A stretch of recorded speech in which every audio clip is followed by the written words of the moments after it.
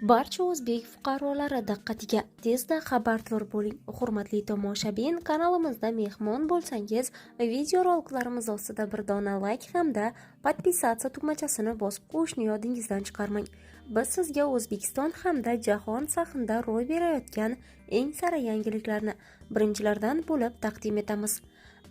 Davlat raqami tushirilgan Brelok. Bunaqasi aniq hech kimda yo'q. Buyurtma asosida o'zingiz xohlagan mashina raqamini chiqarib beramiz. Juda sifatli va kamyob. Odamlar ko'rganida og'zi ochiladi. Xullas, mashinasi borlar uchun ajoyib sovg'a bo'lishi aniq. Hujjatlarni saqlash uchun hamyon ham bor.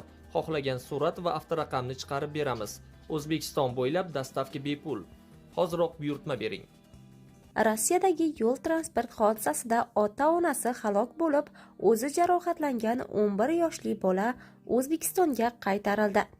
Rossiyaning Astraxan viloyatida o'zbekistonlik oila yo'l transport hodisasiga uchrab, ota-ona halok bo'ldi. Ularning 11 yoshli o'g'li jarohat oldi. Bolalar ombudsmani ko'magi bilan bola O'zbekistonga qaytarildi va xolasining qaramog'iga topshirildi. 14 aprel kuni kechasi Rossiyaning Astraxan viloyati Liman tumanida ikki avtomobil to'qnashib, odamlar o'limi qayd etildi deb xabar berdi kp.ru. Ma'lumotlarga ko'ra, haydovchi 1982-yilda tug'ilgan O'zbekiston fuqarosi boshqaruvidagi BYD avtomobili yarim tirkamali Mercedes bilan to'qnashgan. Hodisa oqibatida 3 nafar yo'lovchi halok bo'lgan, yana 3 nafari tan jarohati olib shifoxonaga yotqizilgan deyiladi xabarlarda.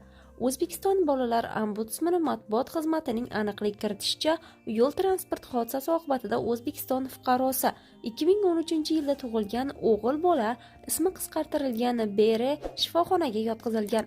Bolaning avtomashinada bo'lgan ota-onasi esa vafot etgan. Ta'kidlanishicha, bola yengil jarohat olgan. Tibbiy yordamdan so'ng uni O'zbekistonga qaytarish masalasi o'rganilgan. Bolaning yaqin qarindoshlari vaqtincha vasiylikni rasmiylashtirish jarayonini boshlagan, ammo Bereni Rossiyadan olib chiqish uchun hujjatlar yetarli bo'lmagan. Shundan so'ng bola va uning xolasi uchun tegishli hujjatlar rasmiylashtirilgan.